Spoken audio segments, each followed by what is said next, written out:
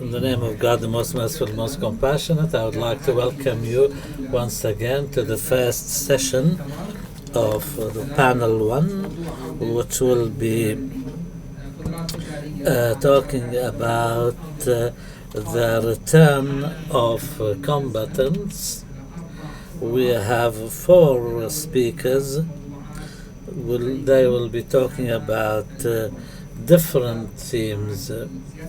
I'll start with Brigadier General Elias Farhat. He is from Lebanon. He was the commander of Fuad Shahab Military Academy. He has a BA in history from the Lebanese University. He was editor-in-chief of different publications like National Defense, the Army, and he has many contributions. He translated a number of books and he has a number of publications. Your Excellency, Brigadier General, you will have 20 minutes to speak on the Houthi military tactics.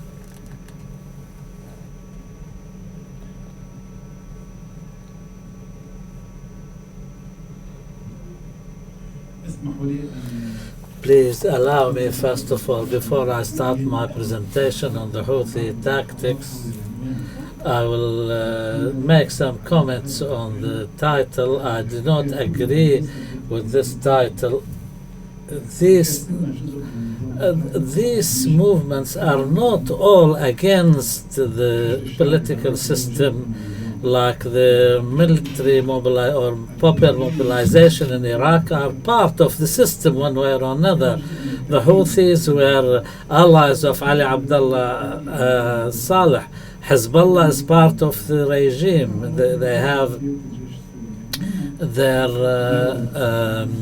ministers in the government. In Syria, the same. They are part of the system. There is also another observation regarding the outside links of these movements.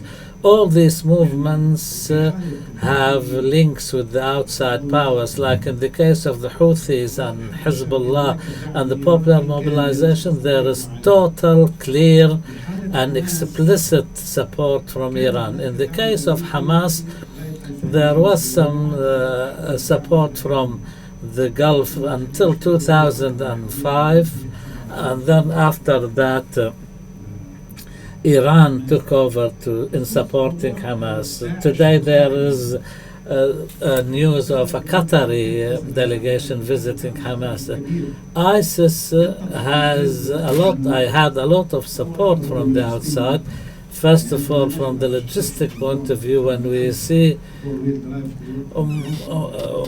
more than 1,000 four-wheel drive Toyota pickups came from Japan and arrived at seaports, and then they found their way to them. This is an obvious matter. Also, command and control matters. It seems that the Syrian and the Iranian armies could not intercept the communications by ISIS and Al-Qaeda. This means they have a very advanced countermeasures in electronic warfare. These are the comments I wanted to make before I delve into my presentation. There are powers in Yemen, like the Yemeni Army, the tribes, and the Ansarullah, or the Houthis political wing. The Yemeni Army is the state's army, which was so until 2011 was a regular army, but in its makeup had, for example, the son of the president was in charge of the Republican Guards, which constituted the quarter of the army. Then his brother controlled another part, and although it was a regular army, but it had more or less a family style command and control system. After 2011, after the Arab Spring, Ali Mohsen al-Ahmar defected and took part in the Arab Spring Revolution. It must be said that the Houthis also took part in the Arab Spring in their own areas.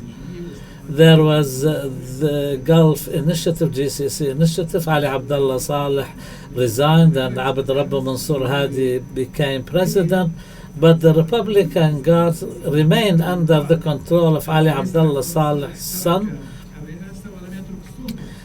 Some said that Ali Abdullah Saleh left the presidency but did not leave authority. He still had the power in his own hands or his relatives' hands. In 2013, President Abd Rabbu Hadi tried to control the army. They changed the names of the divisions, which were named after the tribal areas, into numbers. They cancelled the first armored division, which was controlled by Ali Mahsen al-Ahmar. In 2014, when the Houthis entered Sana'a, the capital, some said that this was engineered by Ali Abdullah Saleh and not engineered by the Houthis, because he sent the Special Forces units and the Republican Guard units to fight on the pretext of fighting Al-Qaeda, and left only units loyal to Ali Mahsen al-Ahmar. And then people were surprised that when the units took over Sana'a, were loyal to the Houthis and Ali Abdullah Saleh. After that, after the control of Sana'a, a large part of the army which became loyal with the Houthis and to As-Sammad first, and then the current leader, and they're all under the command of Sayyid Abdul Malik al-Houthi. And now some areas like Maghrib and Mukalla follow Hadi. Some areas in Adan, Aden follow Hadi. The 5th and 6th in Amran and the Mar, they follow the Houthis' command. This is the situation with the army. As for the Houthis, or so-called the popular committees, they are units were started by or established by Ansarullah or Houthis as something which is both military, political and religious group. They belong to families who are closely related, and they live close by geographically. This increases the cohesion between them. This is unlike the other organizations in the south, because people's affiliations are different, and this is the reason why when in Wadi Jubara, when some soldiers from the Maghrib area in the south were fought off by the local people who belonged to the same tribes who lived there. Also, in the south, there is another important point. When the Houthis or Ansarullah controlled the south of Yemen, they lost the control within months, 4 months maybe, because they have no links to the local population. So therefore, the formation or the makeup of these popular committees are good enough for Sa'da and other areas in the north, not in the south. The tribes in the Yemen plateau, which constituted the northern Yemen, they more or less have their allegiance to the Houthis, except for the Maghrib, and some others are have their affiliation to the Islah, which is close to the Muslim Brotherhood, and Abdullah al-Ahmar, who was the Speaker of the Parliament, and it was said that who used to run the tribal affairs of the state, and Ali Abdullah Saleh ran the state itself. So after the fall of Ali Abdullah Saleh, Al-Islah's political influence has waned a lot. The northern, or the tribes in Yemen, Ibn Amr, Yam, Sa'da, Khulan, the Sa'da tribes, and other tribes belonging to Hashid, Bakil, Hamadan. These are the loyal tribes. In the opposition, there are Ubaidah, Jad'an, and others. Ta'z is not linked on tribal basis.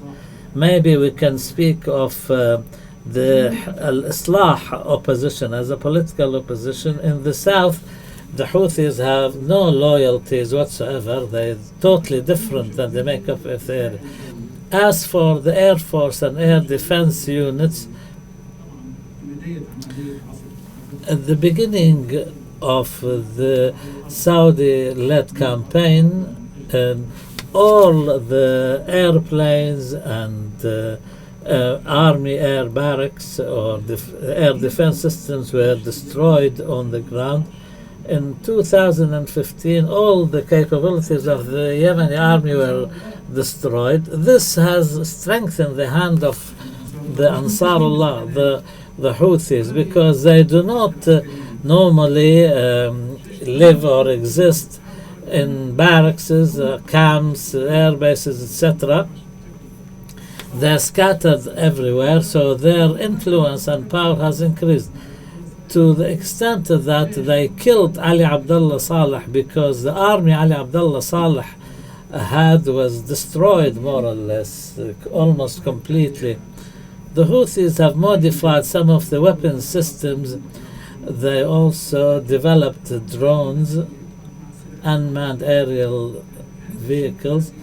As for their missile force, this came through special assistance from Iran, and this does not mean transferring weapon systems or actual missiles, but the know-how, to provide them with the know-how to.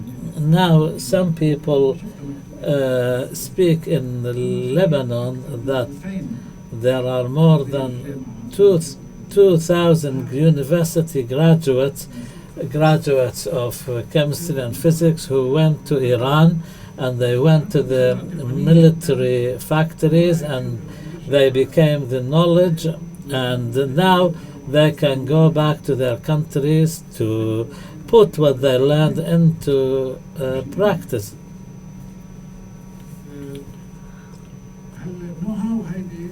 This know-how has made the Houthis change from a militia to a more organized force, because the Yemeni army itself has no longer the tanks and weapons and the armored personnel carriers. These all went to the Houthis.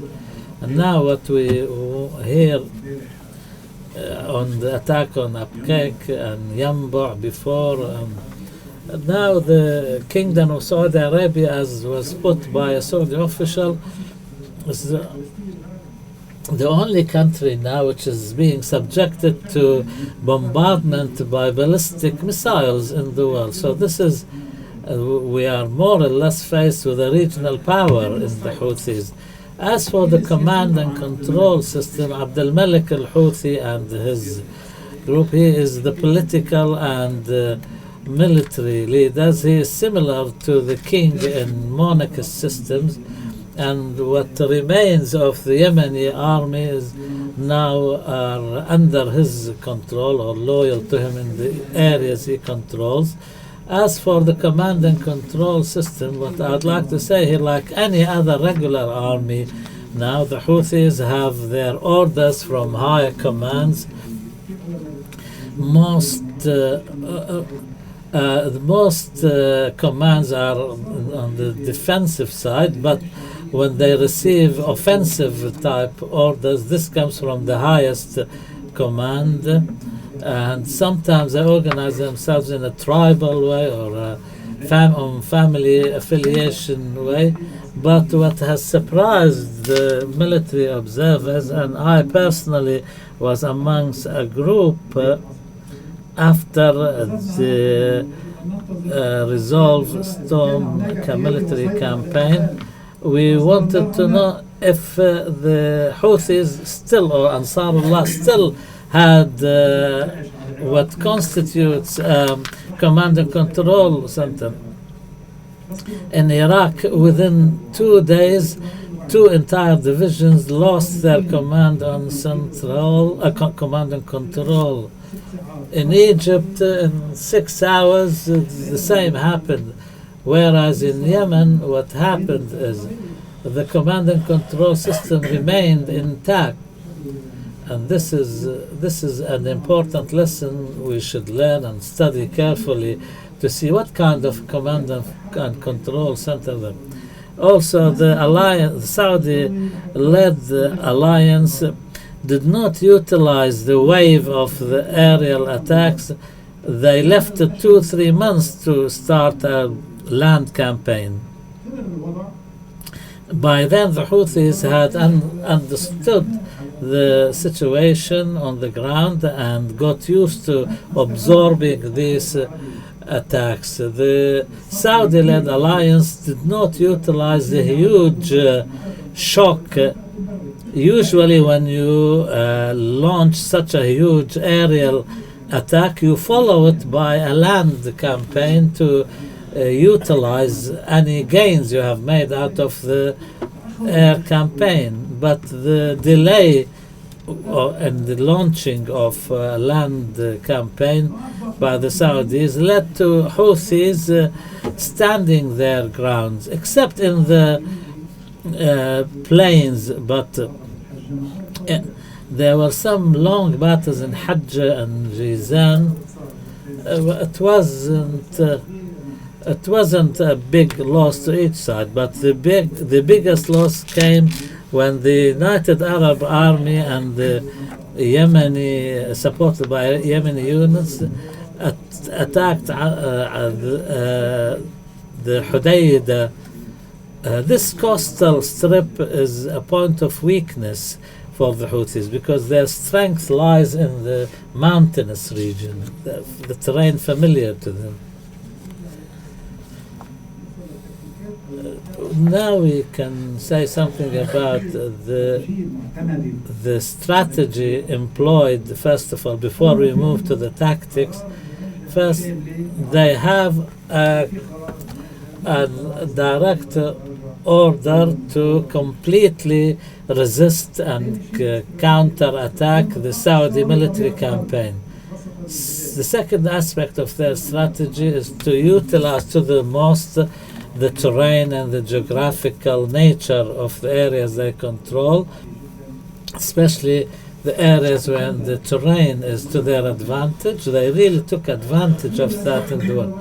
Also, they developed the weapon systems and started using them in Yemen in 2015 when the Resolve Storm began. There were millions of individual weapons everywhere. This is a culture where possessing arms is something normal. It's part and parcel of the culture of the country. Also, they developed by their capabilities. They sent their engineers to Iran to learn how to develop the weapons systems. This is what caused them to withstand and resist. They have the element of surprise. They really do that. For example, from the northern parts of Yemen, they launch attacks against Saudi areas. The use of snipers, this is very common, especially with having the vantage point of operating from high areas. Also, they do not rely so much on fire support.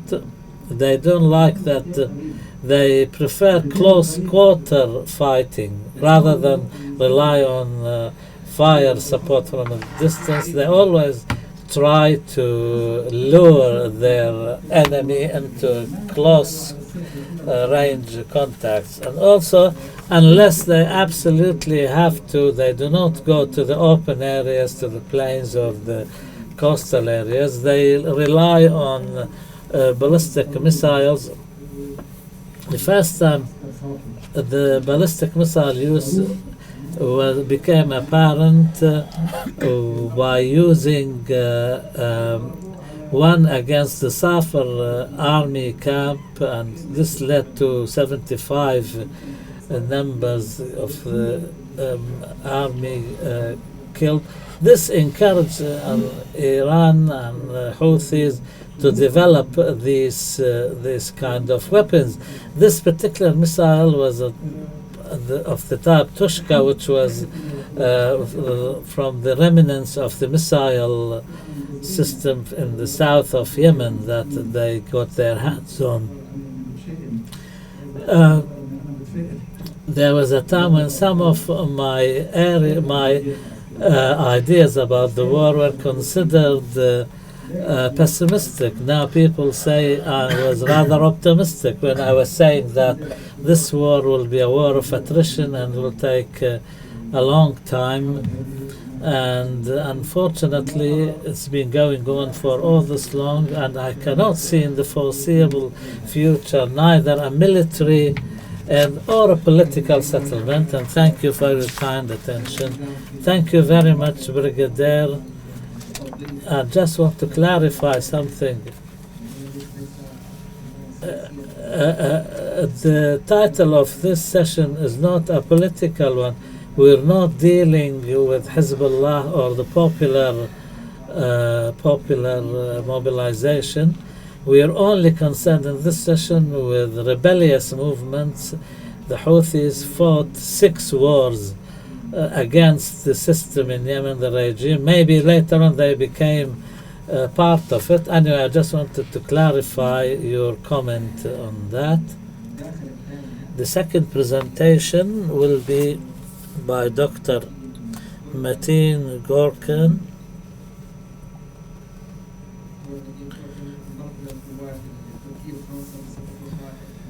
He's a team commander and a military advisor and a liaison officer for Turkish Special Forces from 2000-2008. He obtained his PhD from the Department of Political Sciences of Belkent University in 2016. He held the position of Fellow at Changing Character of War Background of Oxford University. He has published a number of books, including What Went Wrong in Afghanistan, Understanding Counter-Insurgency in Tribalized Rural Muslim Environments in 2016, and Opening in Black Box Turkish Military Before and After July the 15th, 2018. And the gentleman will be talking about the Rojava effect, the PKK's changing military strategies after its achievements in northeast Syria. Please, the floor is yours.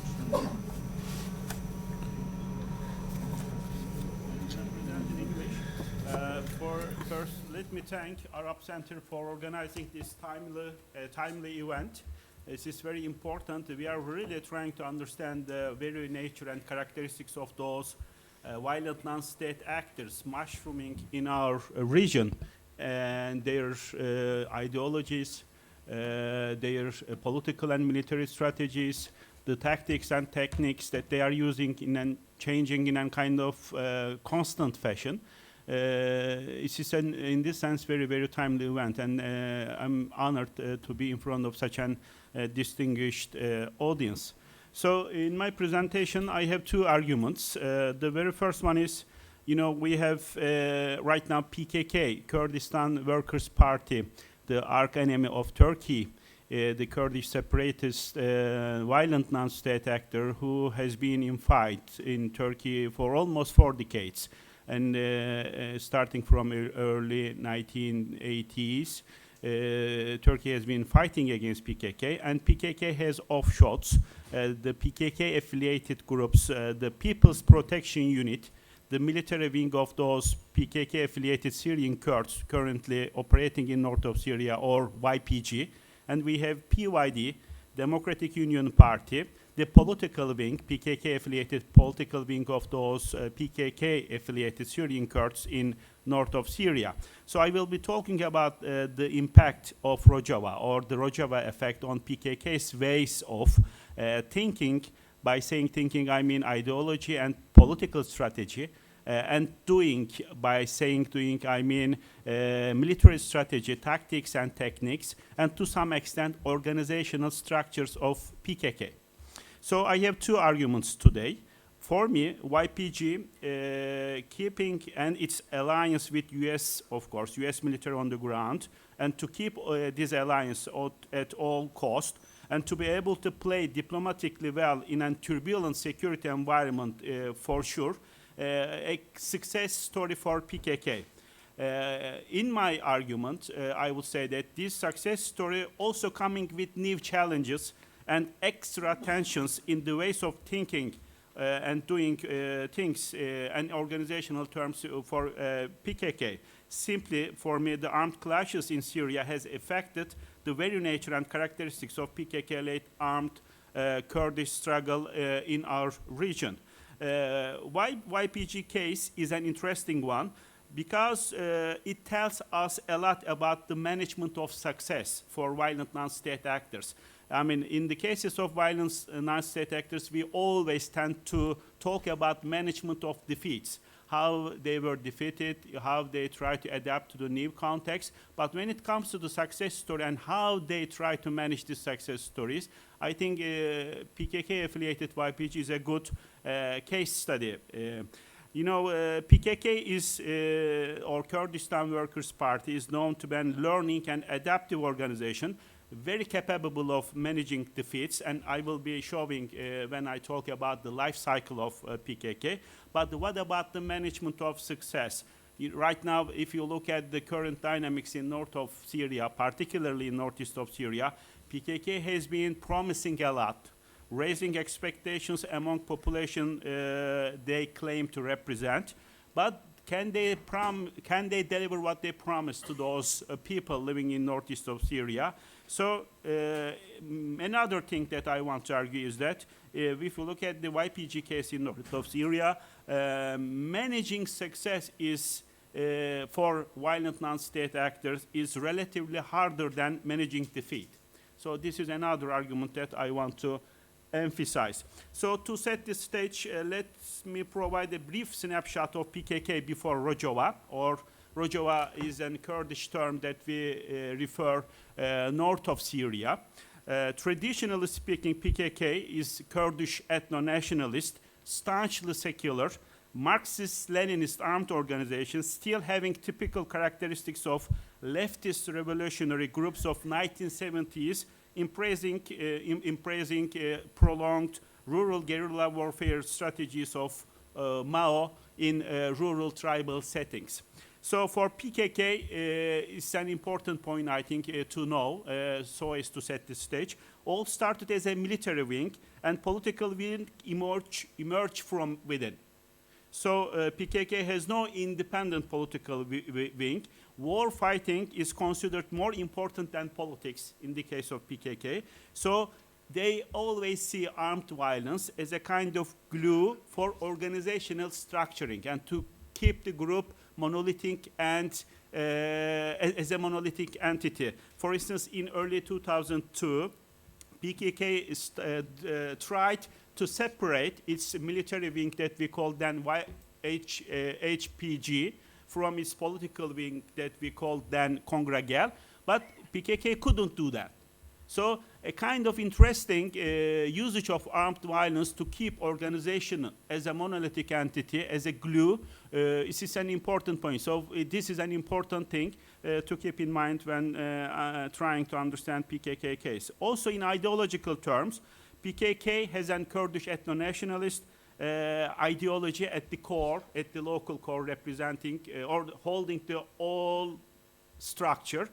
Also, PKK has as a kind of secondary or reinforcer, I would say, leftist revolutionary ideas. Terrain and weather, they are very important dynamics if you really want to understand. We are talking about very, very mountainous area, harsh weather and, winter conditions. If you look at the micro level dynamics of PKK, the geography and territory-related dynamics, average altitude is around 2,200 in borderland between Turkey, Iraq, and Iran. Also, winters are very important for PKK, providing them a good time for reorganization. I served in Turkey, Southeast. I served in Iraq and Iran to some extent as a special force team commander. And then at the local setting, we have a good saying. We called winter times as white peace.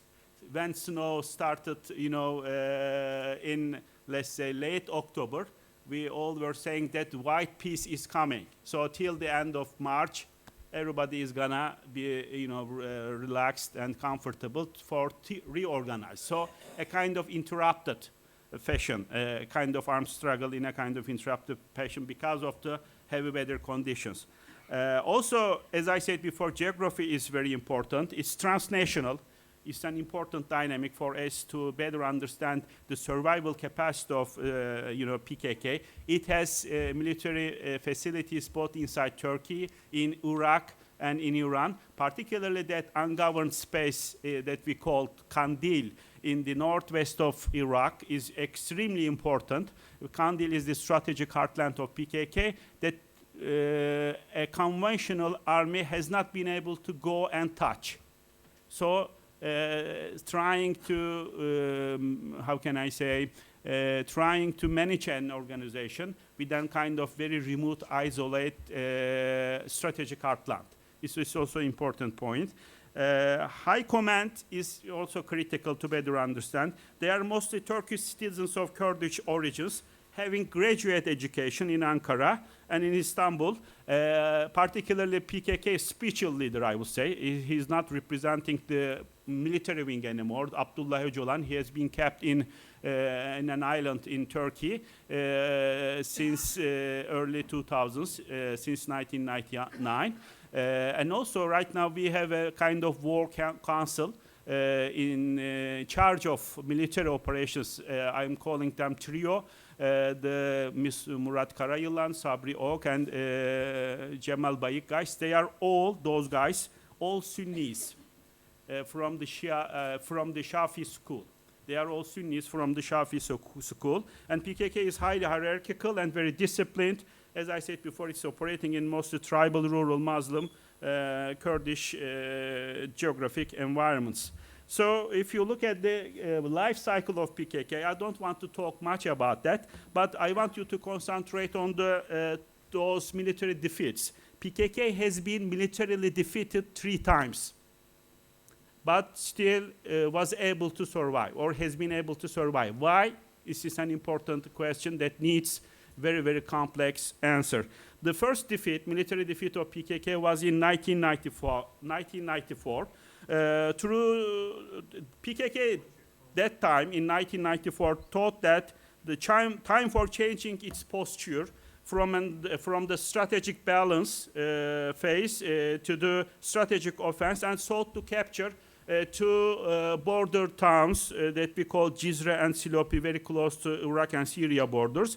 They tried to defend Cizre in 1994 in conventional terms, but Turkish armored units severely crashed them in 1994.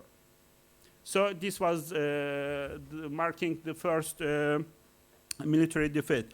The second military defeat of PKK was in 2012, in the border town of Şemdinli, neighboring Iraq and Iran, having population of 30,000 people.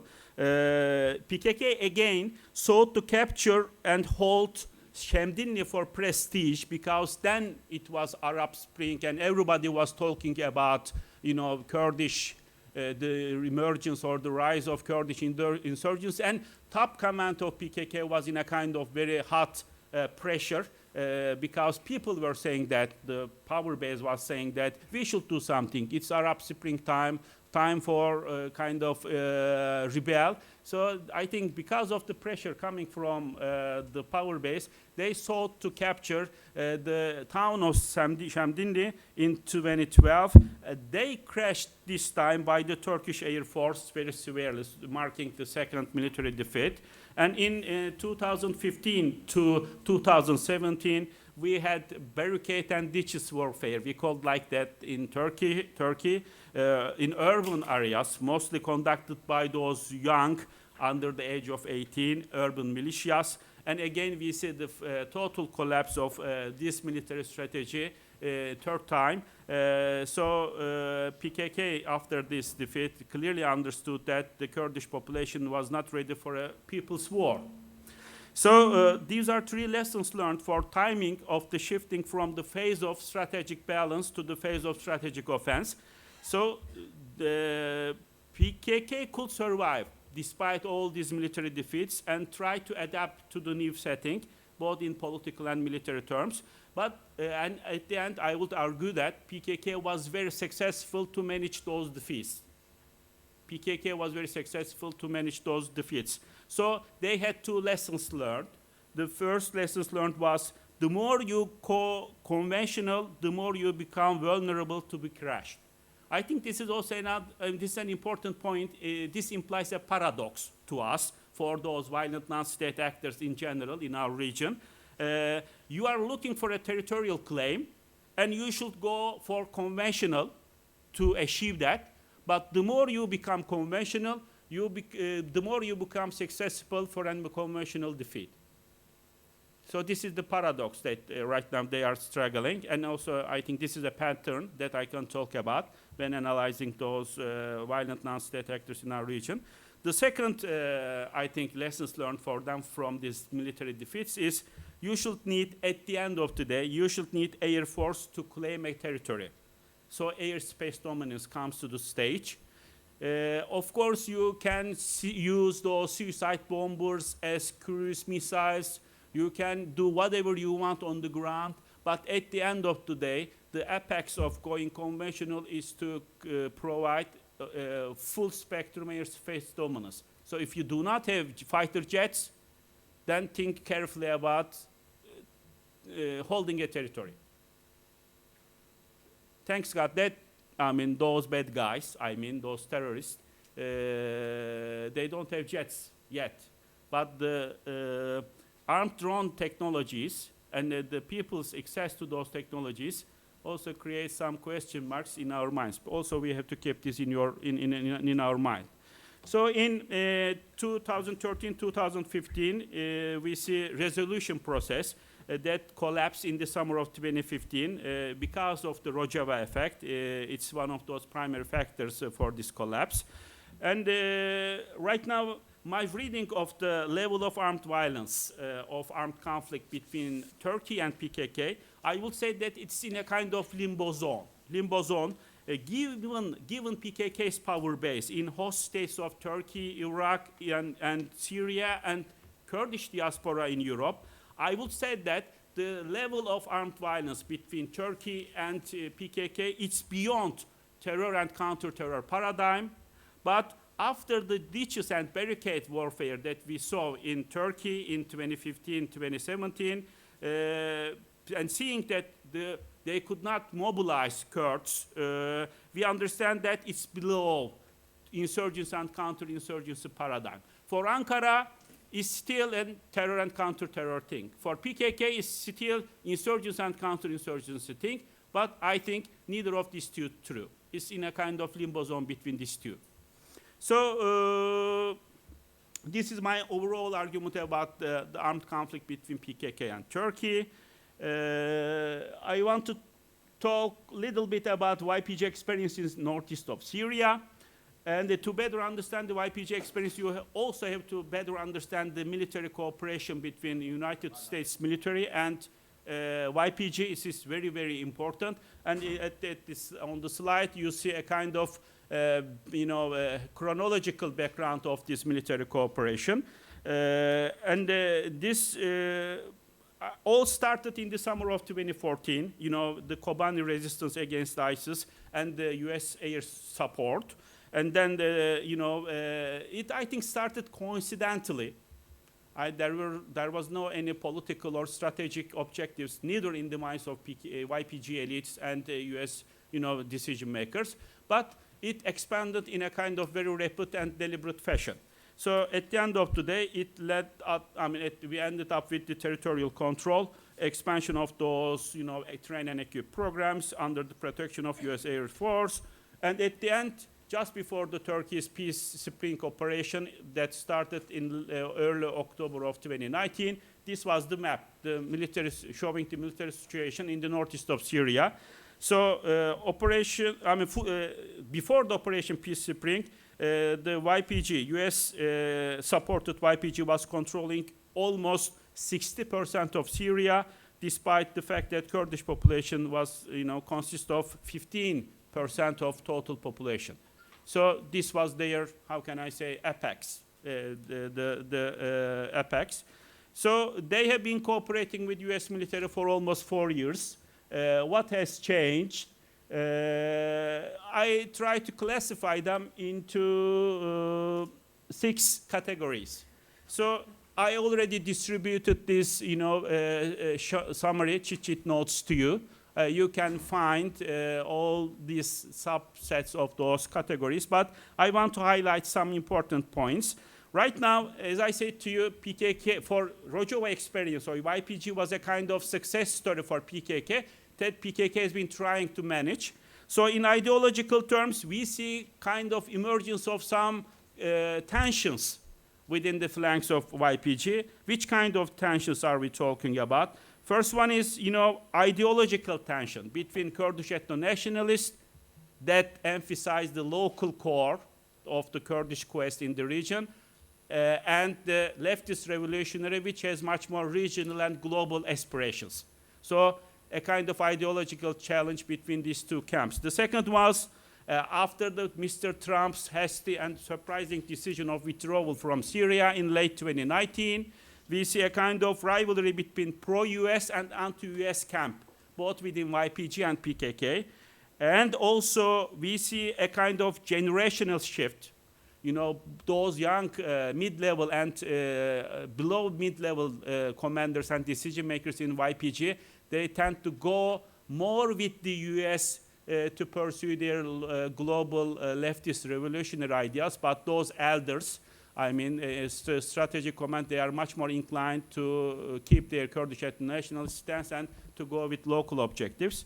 So in terms of political strategy, before Rojava experience, PKK was emphasizing those postmodern, non-material, political concepts such as democratic confederalism, local governance, or local autonomy. With this achievement, they started to talk about territorial control. This is an important point. And in terms of military strategy, we see, acquisition of new capabilities, command and control, intelligence, surveillance, target acquisition, and reconnaissance capabilities, more sophisticated usage of ATGMs. For the first time, PKK has started to specialize its units under their functions. Combat units, like combat support units, for the first time we see emergence of PKK artillery units, PKK rocket units, PKK ATGM units, kind of sniper units. And also they are trying to establish and develop their command and control structures. Okay. So in also organizational terms, what we see is very important dynamic. This success story, because of this success story, right now the high command of PKK representing Kandil, they are under stress because those bottom level and the mid-level decision makers, they are asking for decentralization of decision-making process, as we have seen in the case of Kurdistan Freedom Falcon. They are saying that, please don't intervene in us. We know what we are doing. We should have an authority and autonomy to decide on when to attack, what to attack, and how to attack, and why to attack. So we are looking for your more franchising of violence. So this success story comes with a price of a need for decentralization. Another issue is, Right now, as I said before, in the case of Kurdistan Freedom Falcon, this is a kind of transnational PKK-affiliated terrorist group. They are urban, young, and educated, and they are saying that we have a different conceptualization of violence. You have not been able to solve this problem for 4 decades with these conventional methods. What we need may be a kind of much more catastrophic and creative violence. They are really reading the books of Management of Savagery, Abu Bakr al-Lanjri.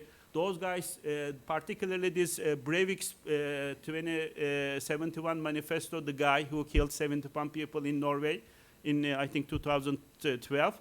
His manifesto is very popular among those Kurdistan Freedom Falcon groups. So interesting thing going on. Thank you. Last thing, they have a kind of very differentiating approach when it comes to starting negotiations with Turkey. Because of the Rojava experience, some guys, they have a kind of pro-negotiation stance when it comes to Turkey. Some guys are really trying to reject that.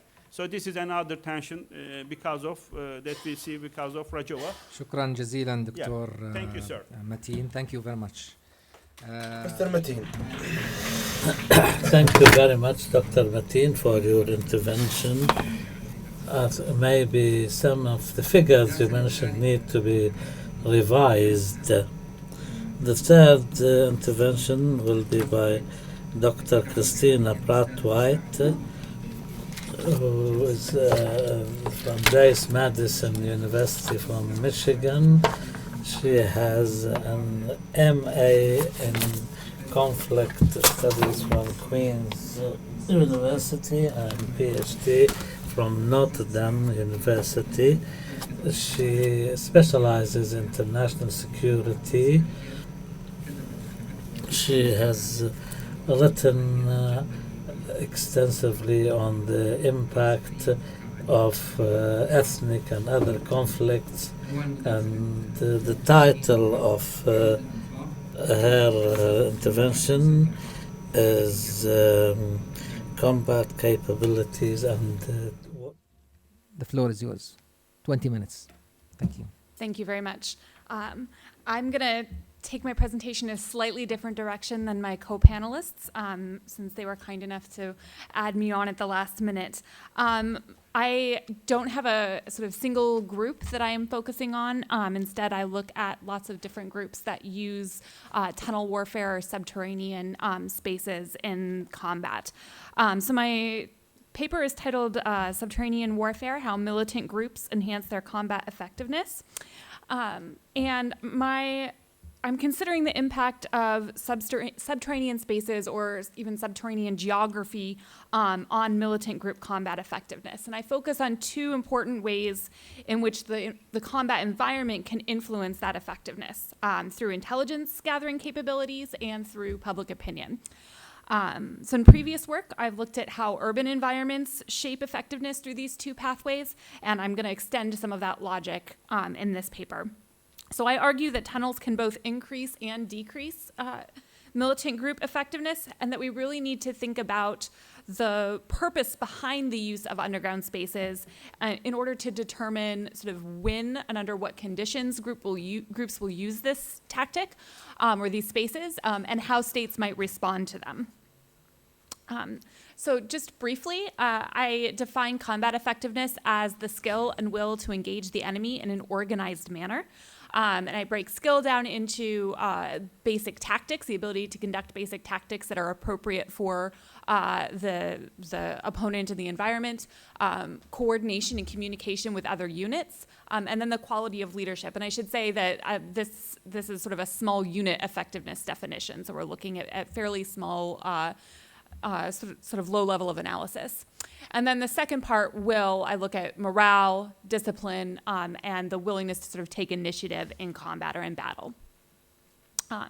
So in previous work, I and a co-author, Margarita Kanayev, have looked at the way in which the urban environment influences combat effectiveness. And we looked primarily at state forces, but I think the logic applies to militant groups as well.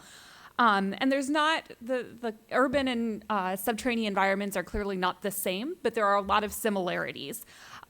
in that urban environments reduce visibility and communication among soldiers, both just very physically. Buildings get in the way. Narrow spaces means closer combat and an inability to sort of see where your other group members might be. But also through technology, buildings block radio signals. They interfere with the abilities of satellites and drones to get good pictures of everything that's going on. And that in turn increases the importance of human intelligence for locating combatants, locating their group headquarters or supply dumps, weapons storage facilities, etc. In terms of public opinion, urban environments mean conducting operations among civilians. Military campaigns that pit state forces against insurgents are already battles of messaging. Omar talked earlier about the sort of hearts and minds issue. Urban environments complicate that messaging by making it harder to avoid civilian casualties and by making it easier for civilians to observe the conduct of both groups, both the state and the non-state actor. And that increases the complexity of that messaging. So while subterranean spaces are in cities, or not all subterranean spaces are in cities, many are. You can think of sewer systems, subway systems, lots of underground spaces that are pre-existing in urban environments, and militant groups can make use of those. But they also exist in rural areas, as we've seen in Afghanistan and in Syria and other places. But there's a lot about subterranean spaces that are similar to urban spaces, even when they're located in those rural areas. Reduced visibility, possibility of close quarter combat, and potential harm to civilians who either take refuge in those same subterranean spaces or who live around or above them. So thinking about how tunnel warfare influences or subterranean warfare influences intelligence gathering capabilities, obviously tunnels help groups to avoid detection. This is somewhat dependent on context. Urban environment states may have more access to knowledge about existing subterranean spaces, maps of sewer systems, maps of subway systems, et cetera. But even those can be adjusted. Additionally, it requires these spaces to be fairly deep or in particular sort of geological environments in order to avoid detection by satellite or imaging technology. But it helps a lot. It also helps in defensive operations in that subterranean spaces favor the defender. Again, it's hard for states to get a good sense of where all of these tunnels are located. Even urban spaces can be modified and avoid state detection. And subterranean spaces require, especially if you're going to actually go in as opposed to try to just bomb them, require close combat. So in Vietnam, the Viet Cong used underground spaces against the American forces there and required the Americans to actually adapt and send what they called tunnel rats, one single soldier at a time down with a flashlight and a .45 caliber handgun. And that was sort of how combat happened in those spaces. That was a space that favored the Viet Cong defender. They also help, though, with offensive operations. So again, that ability to avoid detection allows for the element of surprise. And that can have sort of a psychological warfare effect. You never know where they're going to come from, where they're going to sort of emerge. It also allows for the delivery of explosives. States have used that in previous wars, the Americans in the Civil War, the British in World War I. But obviously ISIS has done this at a pretty high rate over the last few years in Syria as well.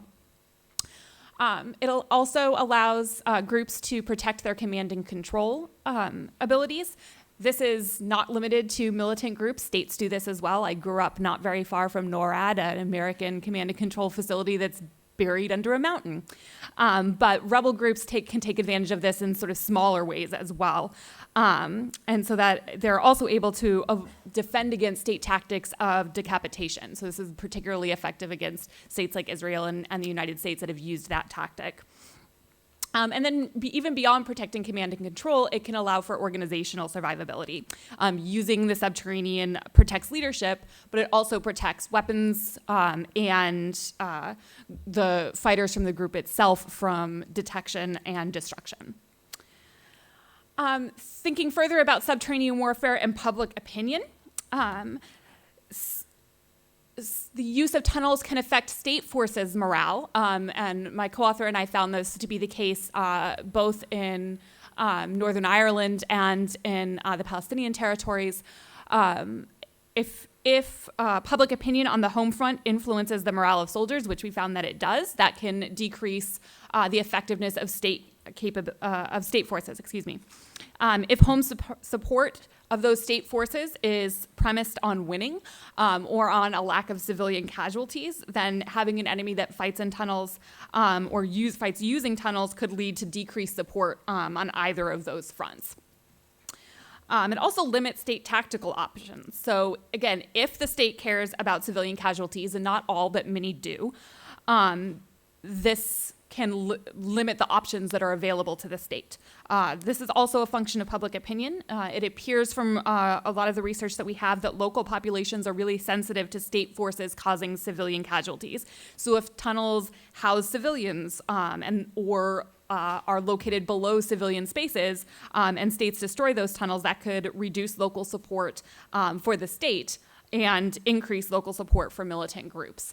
So it can have sort of a double effect in that sense. Militant morale and recruitment could also be influenced, and through both sort of defense of civilians and through economic support.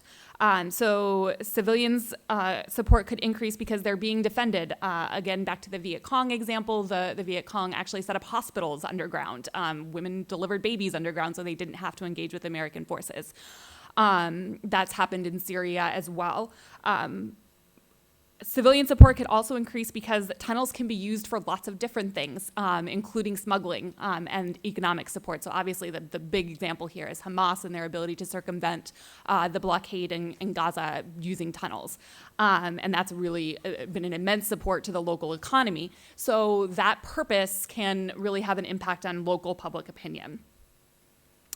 But I do want to highlight that tunnels are not a cost-free or cheap sort of tactic to use or environment to make use of. There's both logistical and public opinion drawbacks from using tunnels. So first of all, they require a lot of expertise to create and to maintain. You need geological and engineering expertise here. There's some evidence to suggest that both North Korea and Iran have shared that expertise with Hezbollah, but this is something that you can't just go out and start digging tunnels. You have to have some kind of knowledge base for that. There's also a danger to the laborers. Suffocation and collapse are common in the construction process and can cost you laborers and cost you time and money in that sense. The British experienced this multiple times when they tried to use tunnels to attack the German forces in World War I. Some of the same costs that tunnels impose on states can actually apply to militant groups as well. So those dangers of suffocation and collapse, but also the problem of mapping. So Hamas has there's some evidence to suggest that they have implemented strip searches of their laborers to make sure that none of them are carrying recording devices to map the tunnels, which good, you don't want the state to get a hold of that, but that then means that your laborers may not know where they're going. And so that can be a danger as well. They're also expensive. Again, sticking with the Hamas example, it's estimated that the total cost to build each individual tunnel has ranged from $60,000 to $200,000 US. If you include maintenance costs, that could go up to $1 million per tunnel. So these are not actually a cheap option. You have to have a fairly robust resource base in order to manage this. You have to pay your laborers. So that could be good for the economy in the sense that it's putting wages into the economy, but it does then mean that money has to come from somewhere. And even if you inherit tunnels, such as in cities, you are probably going to have to do some work to expand them, to avoid state detection, and also to maintain them. And then in terms of public opinion, there's possibly a cost to using civilians as human shields. The evidence is really mixed on this.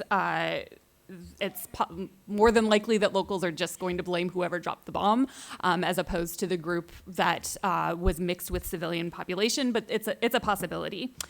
And then there's a cost of resource extraction. If you have to tax the local population in order to pay for the tunnels, there's going to be a ceiling to their tolerance for that cost.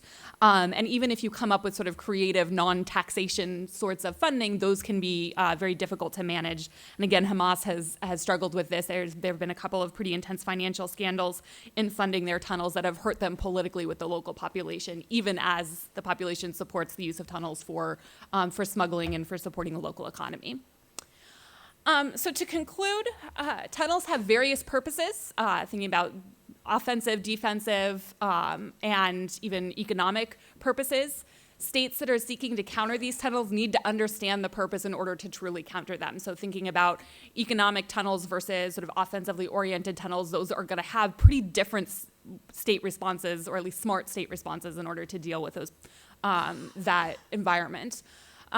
We need to also consider the interaction between the above ground and the subterranean environments.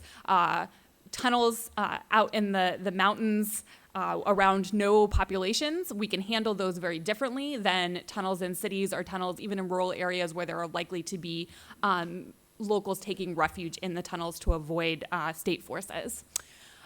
So tunnels offer both benefits but also costs to militant groups. So I think we need to keep both of those in mind when we're thinking about when groups might adopt this tactic and seek out these subterranean environments, and then in thinking about how states might want to respond to those environments.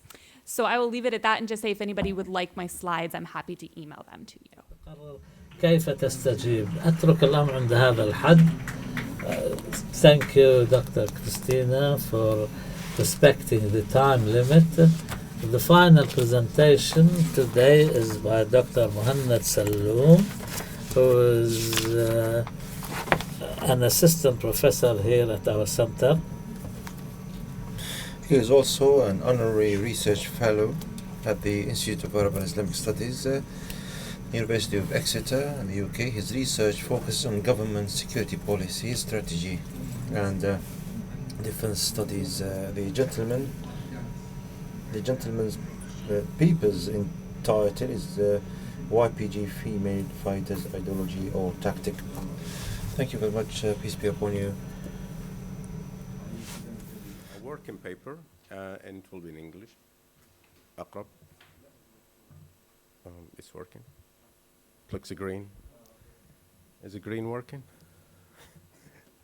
All right. I'll raise my voice as well. So I'll be talking about a working paper, which is not shown here exactly a working paper, but it's a working paper about the YPJ female fighters. And here is the outline. So I'll be first talking about the origins of the study. Thank you. So how did I come here?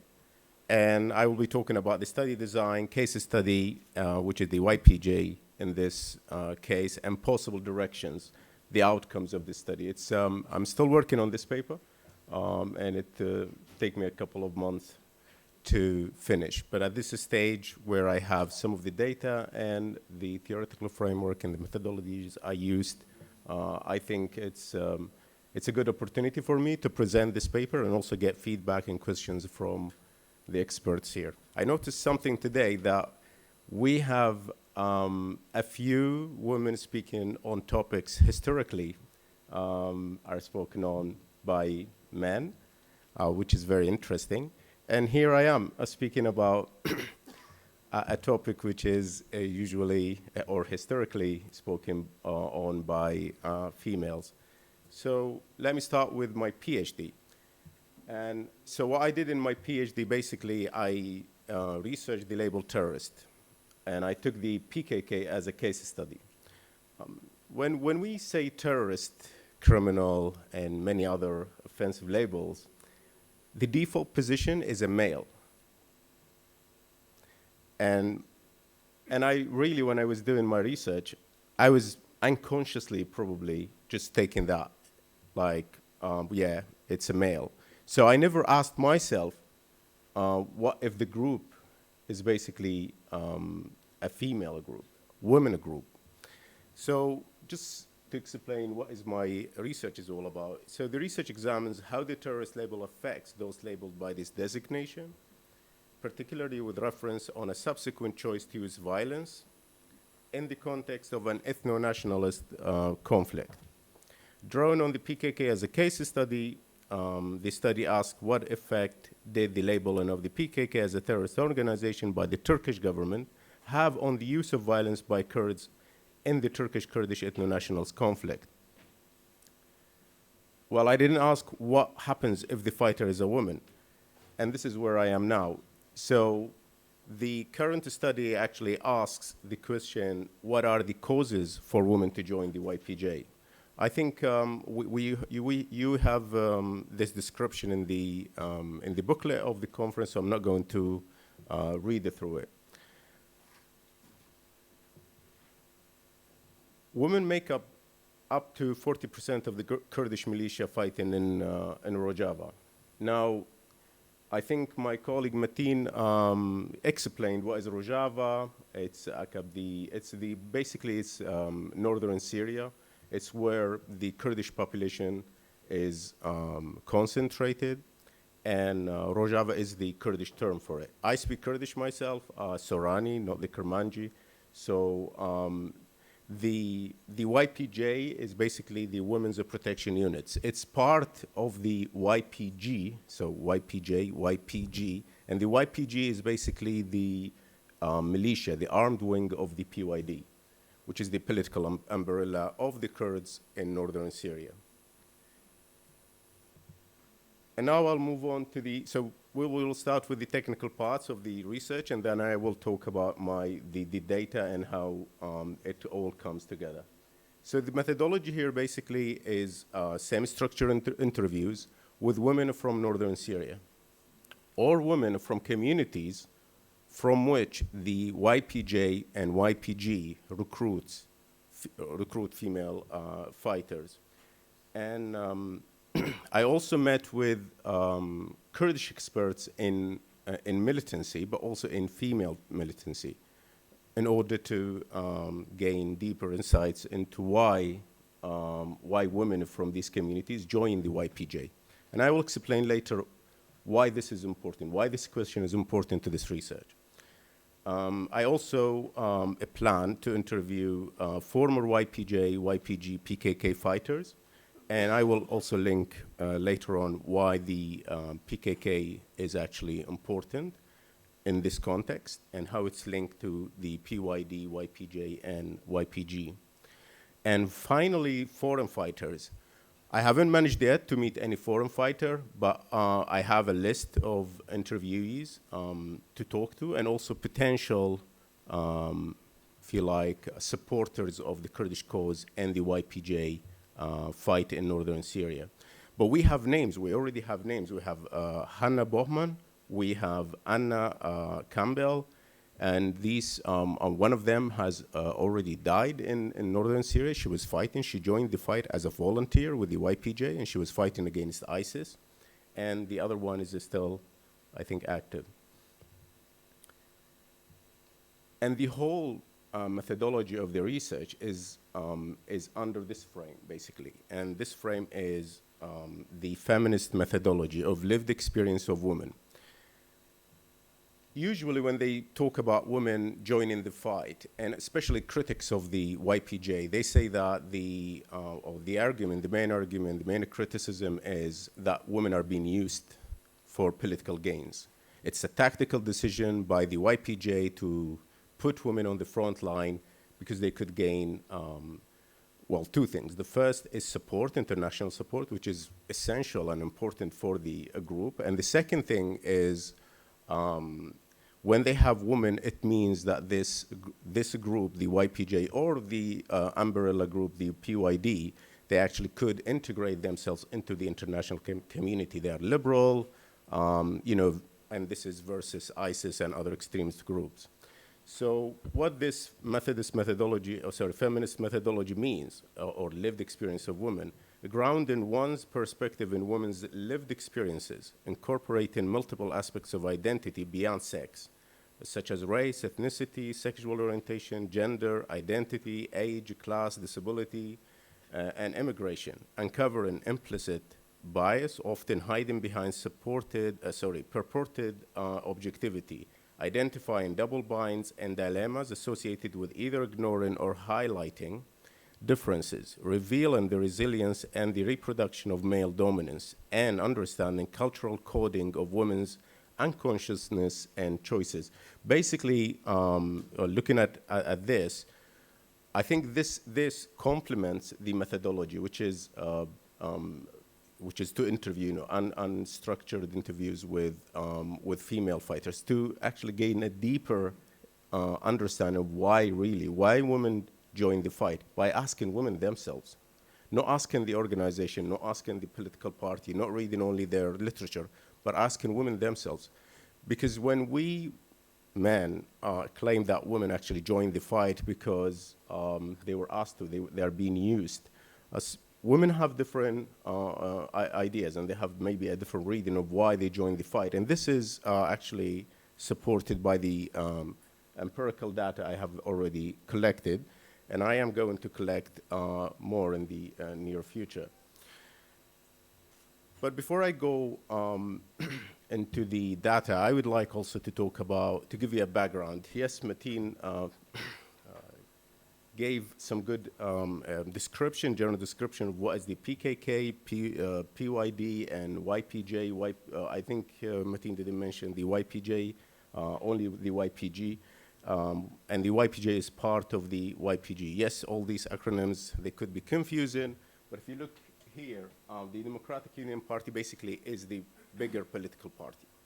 It's under which you have the, like the YPG and the YPJ. The YPG basically was formed before the YPJ. The YPG used to have both male and female fighters, women and men, but then later the YPJ was formed, which is an exclusively women brigade of fighters. And you have the Syrian Democratic Forces, where the PYD is actually part of. And this was basically a strategic decision in order to incorporate other ethnicities, other ethnic groups like Arabs, Christians in the region. Actually, it's been assessed as a good decision by the PYD, but it's yet to be seen. I don't think this relationship has been going as smoothly as the PYD was hoping. Finally, I want to also mention something maybe you heard of or you never heard of. It's called gynology. Basically, this is the PKK's version of feminism. Sorry? Uh-huh. And is a form of feminism and gender equality advocated by Abdullah Öcalan. Basically, Öcalan, well, ironically, it's a man who's advocating for this form of feminism.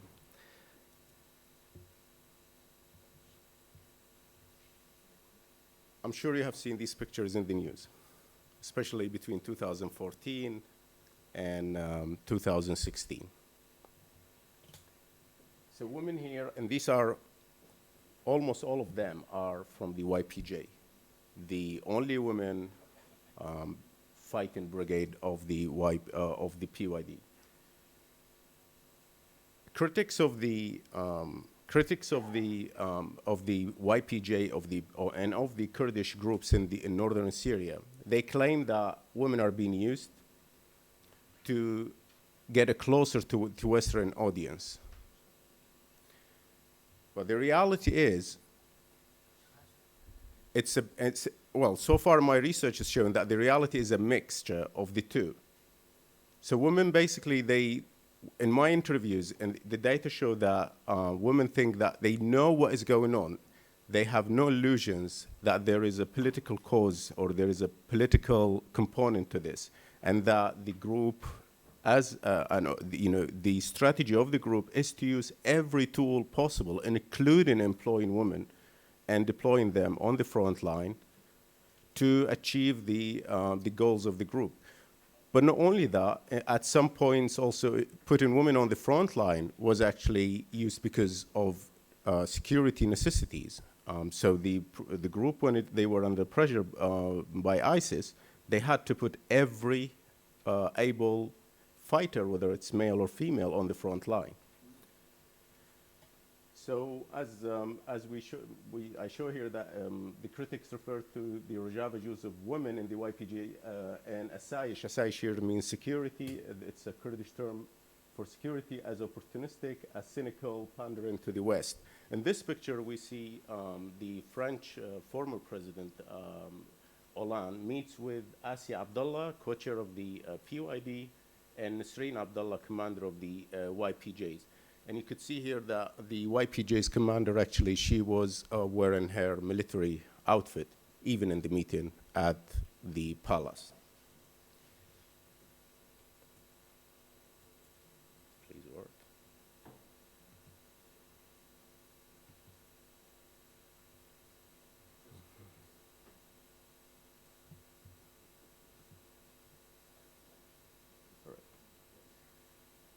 And as my colleague Metin mentioned, that the US forces decided to leave northern Syria back in October last year.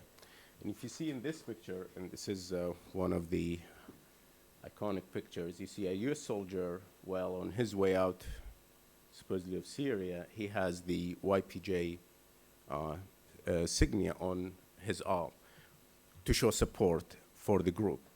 And this is for the YPJ, the all-female brigade.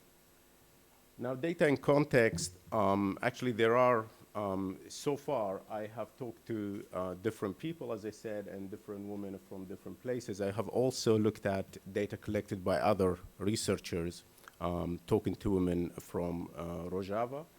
So, for example, one of the leaders of the YPJ, when asked about, are you being used in this as a propaganda? So when women are being deployed on the front line, are you being used? So they have no illusions.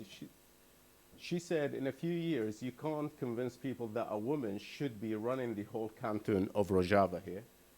How long did it take for America to give women the right to vote? So basically, women, they're conscious of the challenge. They know that they living in a mostly male-dominated community, that they will not achieve all their goals now, but that will take them some time. And this differentiates between the fact that critics say that, well, women are being used, and the fact that how women see themselves in this bigger conflict. But there are also other opinions. I'll come back to this. And this is by Öcalan. So because before I talked about how Kurdish, what is Kurdish feminism. So Öcalan says that the situation of women throughout the world is bad, but that of Kurdish women is nothing but terrible slavery. Women see this as a guidance, like it's an admittance, but a male is admitting that the situation of women in their community is really bad, and that they should move away from that. But I want to go back also to the people in my hometown, hate the YPJ. Notwithstanding the fact that they have support, the group, the YPJ and the YPG, there are also other opinions that these armed groups have actually displaced people from their areas. And finally, because I have a few minutes left, where this is going. So where this research going, where this working paper going. So women involvement in the fight is tactical. So this could be one of the potential outcomes.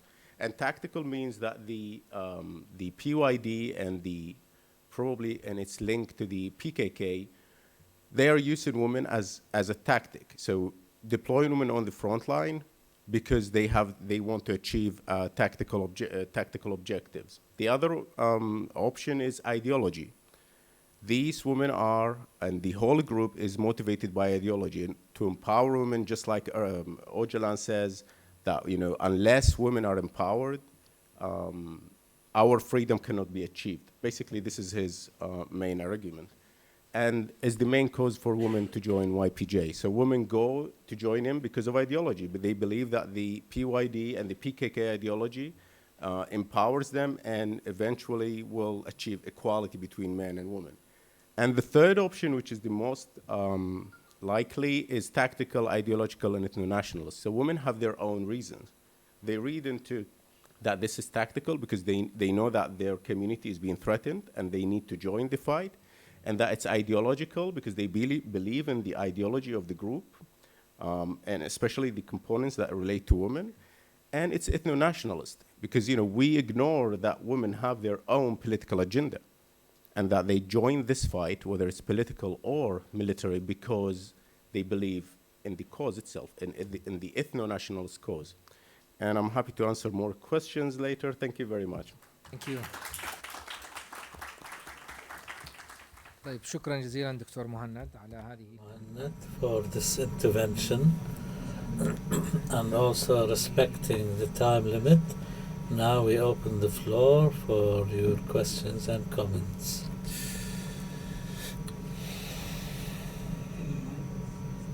Can you please have a microphone?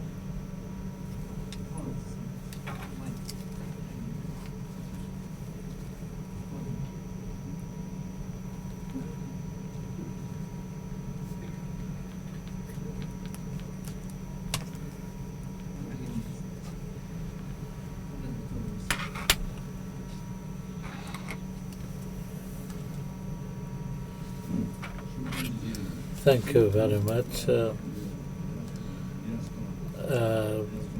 Brigadier Elias Farhat, the Houthis' points of strength are exactly as you said, but there are other things that should be taken into consideration, and these are the usage of guerrilla warfare was the main element of success, whereas the regular army uses the more conventional, traditional means of warfare, and there is a vast difference between the two. The other point which enabled them to attack faraway targets was the Iranian support through ballistic missiles and drones. We must also note that the Yemeni Army, it was decided previously to be restructured, but due to the war situation they could not do that, so the army remained incohesive. You have the Republican Guards unit and the other units. These were not homogenized to be an effective fighting force against the Houthis. There is another strategic point. The Yemeni army, when they tried to regain Sana'a, they did not focus on Sana'a, they focused on all other provinces. If you want to regain control over one area, you must focus all your energies on it.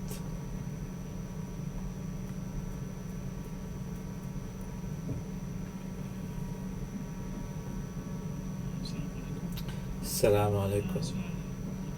My question to Dr. Elias, you mentioned that one of the points of weakness for Houthis that they are not existent in the coastal plains areas. I think it was mentioned that using geography to their advantage, this is an advantage point. If they go to the coastal areas, they can be targeted. So if they're not in the coastal areas, this is an indication of their smart thinking, and it's a point of strength. And this will be something smart to do. You also mentioned the title. I think I have a comment to make to call them the Houthis.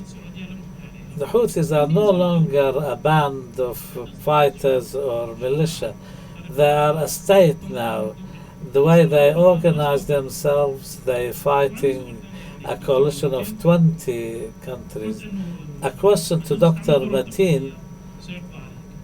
You said if you use conventional or traditional warfare, you will end up losing. I think the Kurdistan people, if they were better organized and they had no internal divisions, the internal divisions are more dangerous than the outside enemy because they are scattered inside Turkey, in Iraq, in Syria. This is a point of weakness. If you compare the Kurdish fighters and the Houthis, even when they use conventional warfare, they impact the Saudis, whereas the Kurdish fighters cannot do the same because they are less better organized and they have divisions and differences, and also this is enabling Turkey to defeat them more easily.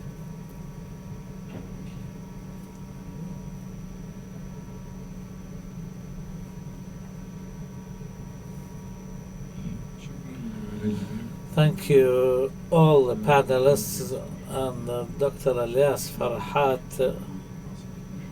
We are talking about the Saudi military campaign, the Resolve Storm. Is there a possibility of solving the Yemeni crisis similarly to what happened with the Taliban? For example, we expect the end of this month to see the signing of a peace agreement between the Taliban and this.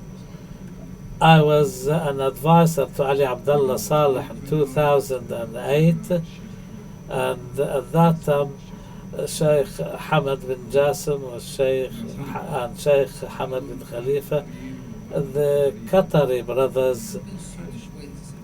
Can you please raise the voice? The Qatari brothers presented a Qatari initiative to solve the problems between the Houthis and Ali Abdullah Saleh, and then they offered $500 million for the reconstruction of Sa'da. This is part of the constitution, article number 7 in the Yemeni constitution, to allow for Qatar to intervene.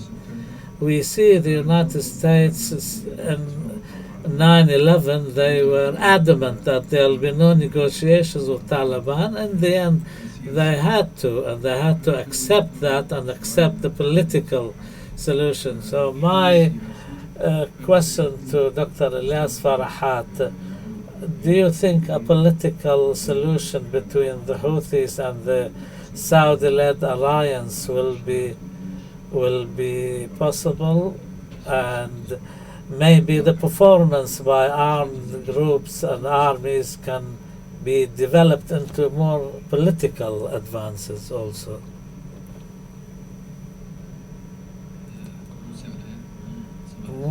Good morning. Thank you, Dr. Elias, for your presentation on the Houthis. I was following what you've been saying. I think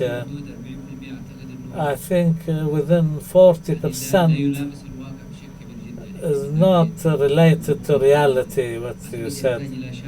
I think you need someone who has deeper local knowledge in Yemeni affairs. The Yemeni society is not easily understood through theoretical research. You need to live there to understand the situation. When we delve deeper into the Houthis, we must go back to historically to when they were started in 1970, when the Taif agreement was signed, and they had huge support in Saudi by the Saudis. I think the political turning point came with the Jeddah agreement, which was signed between President Saleh and the Saudi Crown Prince, then Prince Abdullah. Then the Saudis started withdrawing their support for the Houthis So the Houthis approached Iran as an alternative from 2000 onwards. They started sending students to study in Iran, and they also received military training in Iran and Lebanon. They used to go to study geography or something, but at the same time they were trained on military manufacturing or manufacturing of weapons. The Houthis entering into Sana'a did not take place in 2015 only. We know in the Arab Spring in Sana'a they had huge tents with the Houthi followers. So the official entering into Sana'a was not in 2015, it started 2011. As for the Ali Muhsin is not half brother of Ali Saleh Abdullah. As you said, there is another person by a similar name. You may have confused the two. Also in the squares in Sana'a, when the army was restructured after the Arab Spring, the Yemeni army was weakened. I myself had an MA thesis in the beginning of the 2000. Even in the days of Ali Abdullah Saleh, the armies made up of tribes, like Hashid has its own brigade, Anza has its own brigade, etc. And in addition to that, there are other divisions within the army. This is in addition to the command structure, which was made up of Ali Abdullah Saleh's family and close relatives. Also, now the international support is very important to help the fighting factions in Yemen, whether in the south or the militias in the south, or the Houthis, or the legitimate government forces. So outside help is part and parcel of the struggle and the conflict. Also, this you did not mention. Thank you very much. Okay, I'll give all the questions about Yemen. I give 2-3 minutes to Brigadier Elias to respond, then we take another round of questions.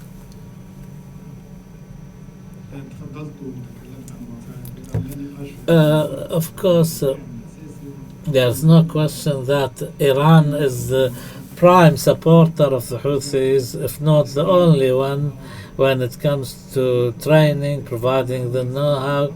When you talked about guerrilla warfare, this is normal when you're talking about a mountainous region.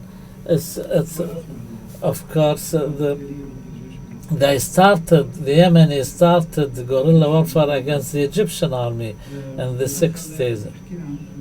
So they have the experience.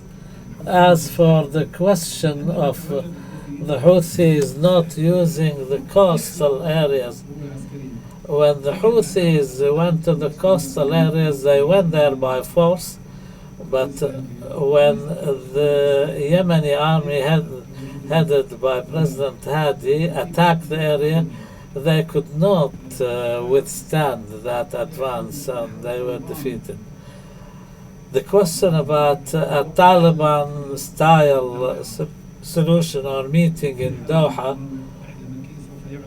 if maybe at the end of the month there will be an initiative or a signing. Okay. I think before we go to the Yemen, who is going to mediate between Doha and Riyadh now? The Qatari foreign minister said there was an initiative which was ended in failure. The doors are closed. We have one Stockholm meeting which led to some sort of a status quo in Hudaydah, And the decision by the UAE to withdraw, I don't know if they implemented that decision or not. We can build on Stockholm, but Doha cannot interfere to mediate in view of the major conflict between Doha and Riyadh. So as far as the question about having to live in Yemen to understand, of course, and I admit I've never been to Yemen, but I met many Yemenis. I met the late Abdul Karim al-Aryani, Ali Nasser Muhammad. I met many other Yemeni personalities. They used to live in the States and they used to come to Carnegie Foundation. You're right. I cannot understand the situation like people who live there, and also you're right. I read in some sources that Ali Muhsin al-Ahmar is the half brother of Ali Abdullah Saleh. Maybe I'm wrong and you're right.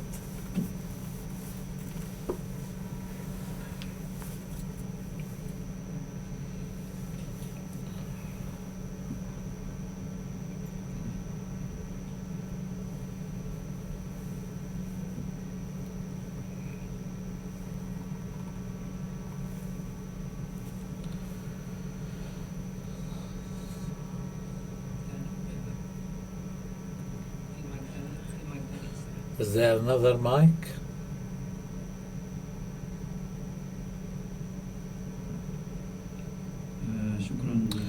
Thank you, Dr. Marwan. Thank you to all our panelists. My name is Nazar Haraki. I'm the Syrian ambassador to the state of Qatar. My question to Dr. Metin and Dr. Seloom: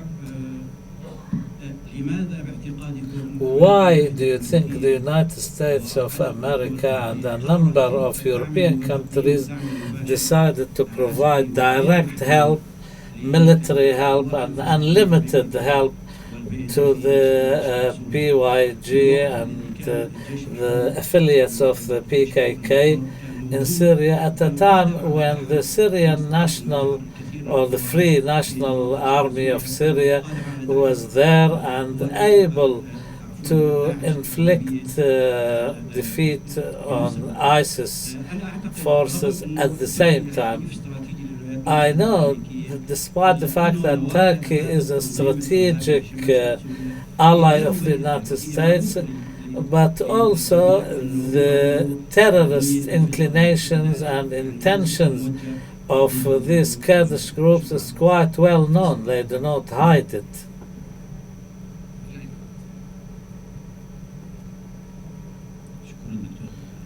Thank you, Dr. Marwan. Thank you, panelists. My name is Hussam Al-Hamid. My question to Dr. Metin: since you were an army officer in the Turkish army and you're familiar with the Turkish strategy, I want to take you back to the Kobani battle of 2014. Can you please explain to us the strategy of your army for the Kobani battle and the strategy by the Kurdish? I think this is something of a dilemma. Nobody understands. This is a mystery. I was there for 10 days. I saw amazing things. I saw the Turkish army helping the Kurdish Peshmerga, the Turkish army helping ISIS, and the Turkish army helping the YPG. At the same time, in Srouj medical point, there was a Kurdish fighter, injured Kurdish fighter with ISIS fighters, with other fighters, all under the same roof. How did the Turkish army coordinate all of these things?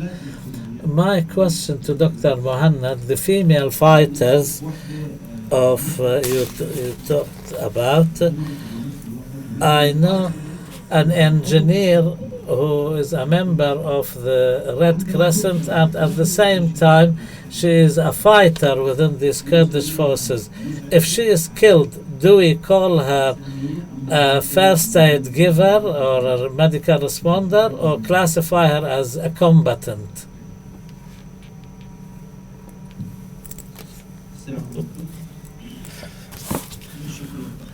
Assalamu alaikum. Thank you all to all our panelists.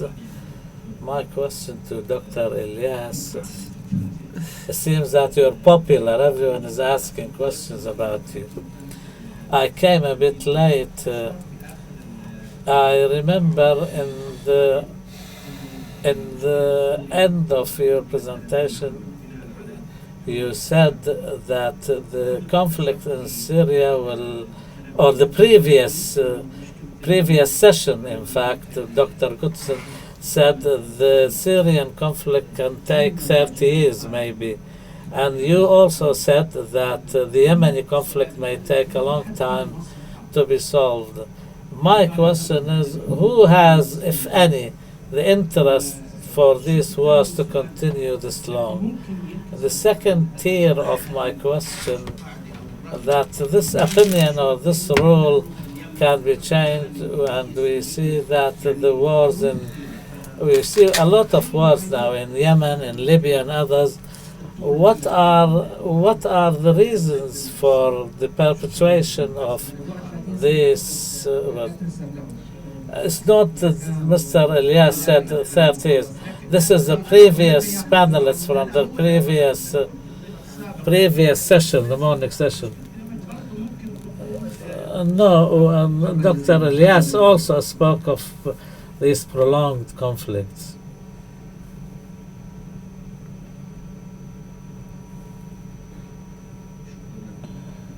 Thank you all to all our panelists.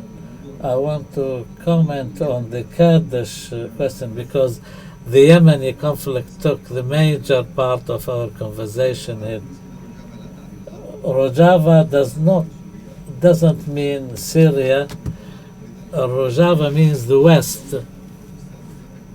So therefore they call it Rojava Syria, Rojava Kurdistan. Jamil, he is not a Sunni or a Shafi'i, he is an Alawite.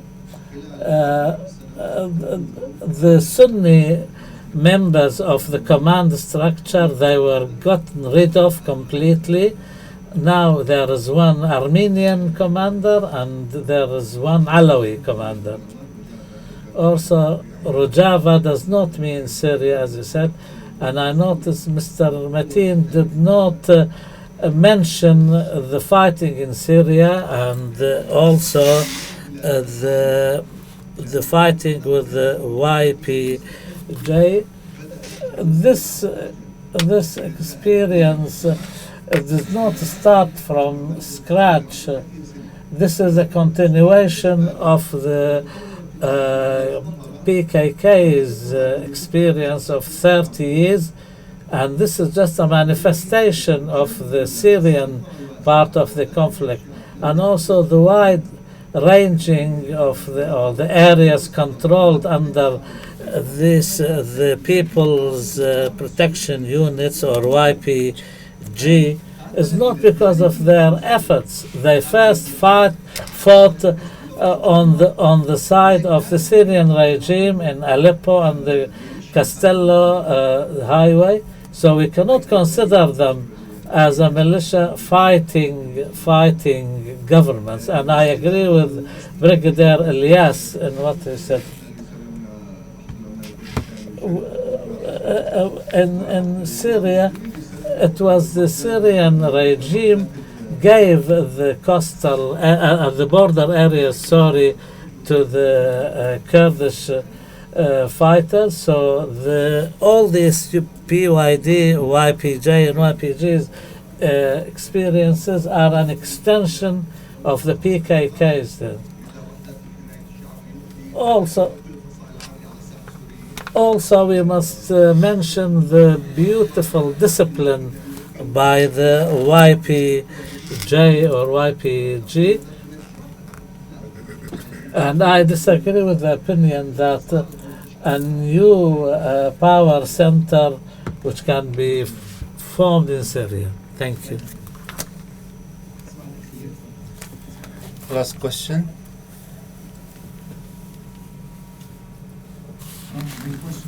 سؤالي موجه للدكتور كريستين.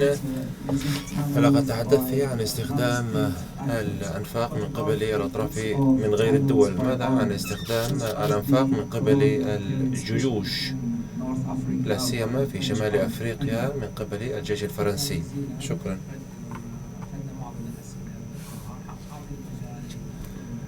I'll allow the ladies and gentlemen to answer. Christian, please answer your last question, and then we'll move to the other panelists. Yes, please. Microphone, please. Microphone. Right. I'm not familiar with the example that you used, so thank you for that. I'm going to have to look into that. But I do think that a lot of the logic can be used to apply to either state or non-state groups. And I think in sort of carrying over my logic from my work on urban warfare, which was focused on sort of state combat effectiveness, I think that we could translate fairly easily to state forces. And again, just sort of emphasizes or reinforces my point that we have to be thinking about what the purpose of the tunnels are. Why is the group, whether they're state or non-state, using them in order to think about how they might actually play out and how the other side might respond to them. So, Thank you. Yeah, maybe some points. Starting with the first question about my argument. Let me correct myself. My argument about the conventional capabilities and becoming much more susceptible for military defeat is not an argument. I just want to emphasize a kind of paradox here. Those violent non-state actors in our region, the more they attempt to hold the territory that they are claiming, and the more they attempt to control the population in that territory, the more they should have conventional capabilities. And this kind of logic, at the end of the day, led us the point that they are much more susceptible for a conventional military defeat. So I am talking about a paradox here.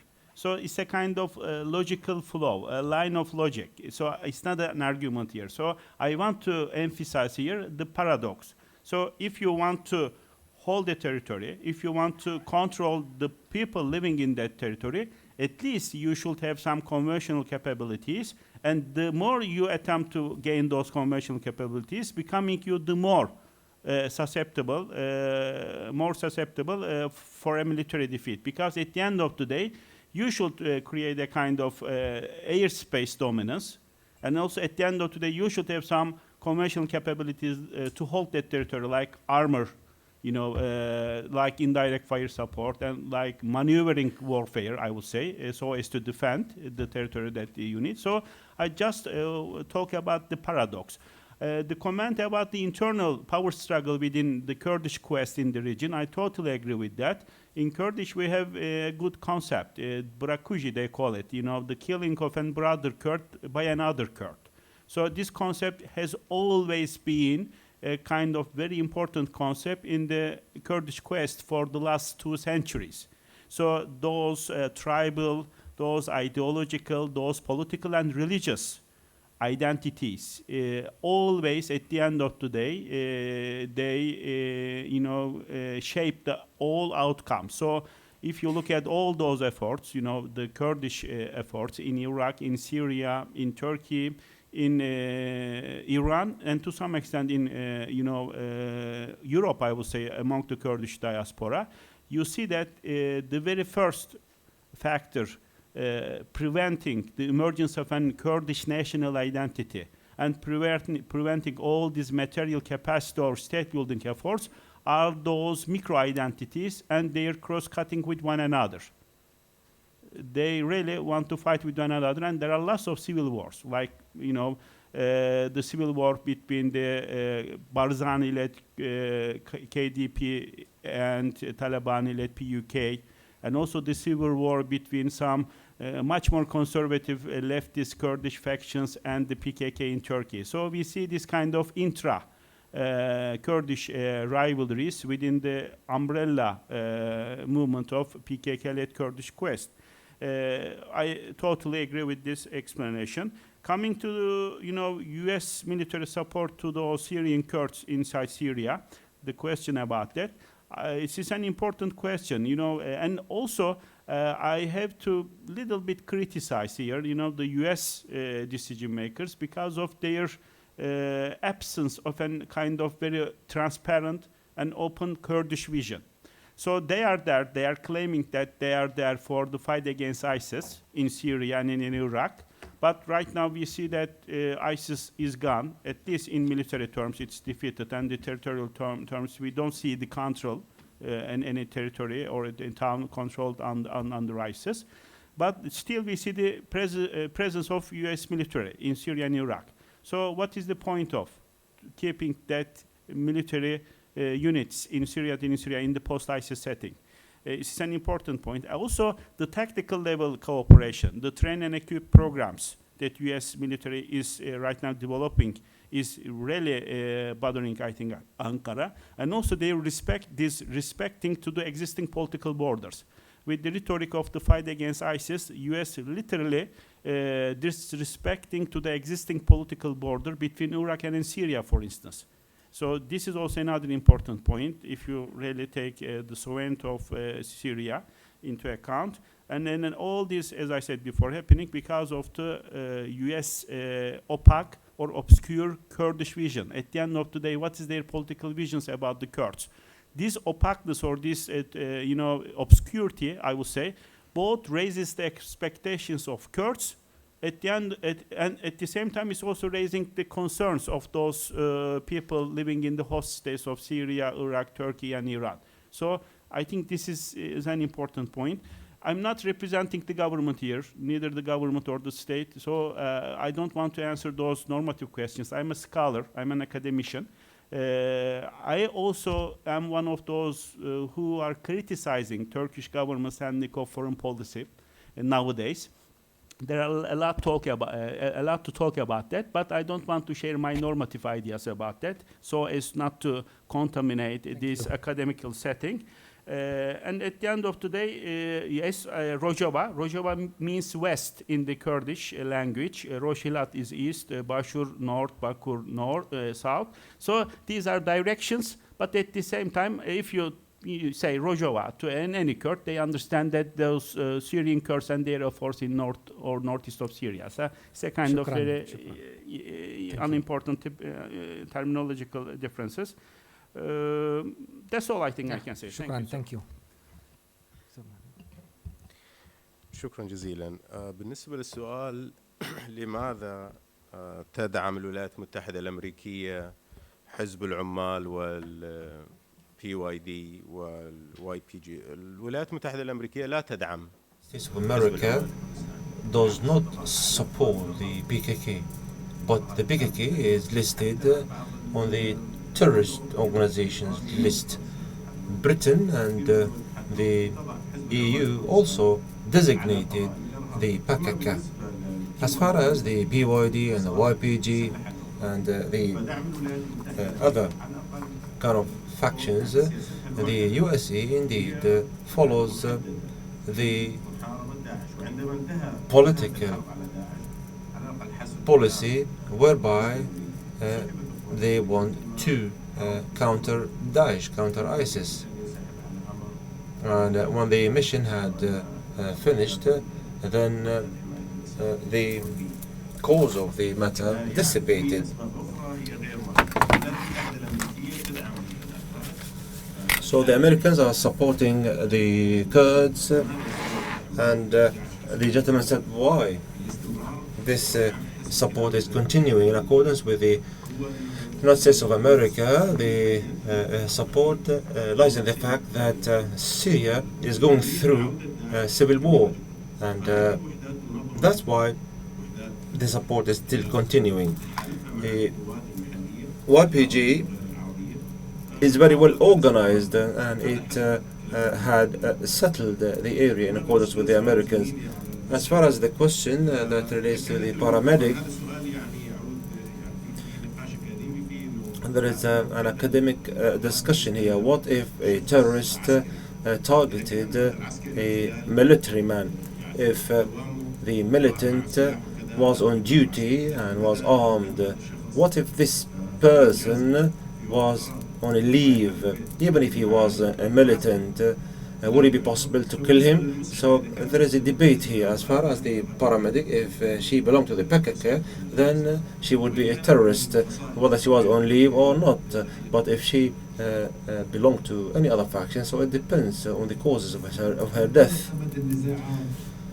Yes, as far as the war in Yemen, the war in Yemen is kind of perpetual because there's no military gain. There is no light at the end of the tunnel. Lastly, please allow me, I'd like to comment on the Kurdish dilemma. Kobani, it's called Ain al-Arab in Arabic. Erdogan, he called it Ain al-Arab. He, as a matter of fact, didn't mention Kobani, the Kurdish name for the village. No, I think even the United States of America is divisive on this issue, especially when it comes to the Pentagon and the State Department. Anyway, we are